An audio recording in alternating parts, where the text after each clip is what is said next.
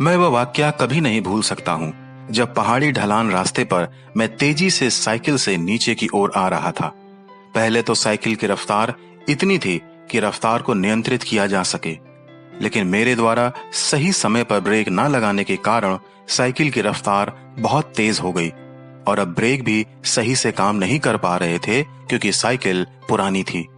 मैं घबराने लगा क्योंकि मुझे डर था कि कहीं मैं खाई में ना गिर जाऊं। मेरे पास एक ही विकल्प था कि मैं चट्टान से टकराकर साइकिल को रोक दूं, लेकिन उसमें भी भयंकर चोट लगने का खतरा था।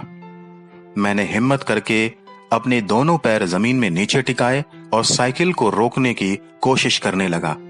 इससे साइकिल की रफ्तार थमी और आखिरकार मुझे साइकिल चट्टान से टकरानी पड़ी। थोड़ी बहुत खरोंच आई, लेकिन कोई गंभीर चोट मुझे नहीं लगी। मित्रों, इसी प्रकार हमारे जीवनों में भी बहुत से ऐसे प्रलोभन, आकर्षण और ऐसी बातें आती हैं जो हमें हमारे पतन की ढलान पर ला देती हैं।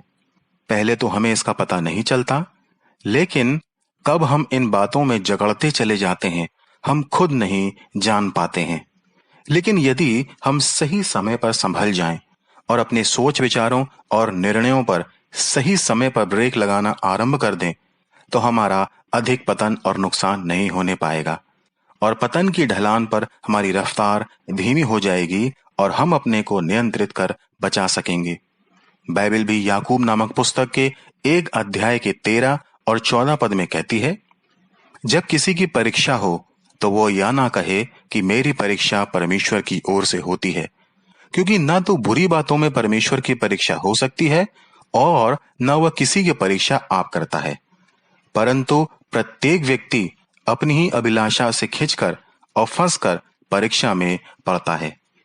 इसलिए मित्रों, आवश्यक है कि हम प्रतिदिन परमेश्वर की आज्ञाओं को जो हमें पवित्र बाइबल में मिलती है पालन करें, जिससे कि हम हर प्रकार के प्रलोभन, आकर्षण और अभिलाषाओं से बच सकें जो हमें पतन की ढलान पर ले जा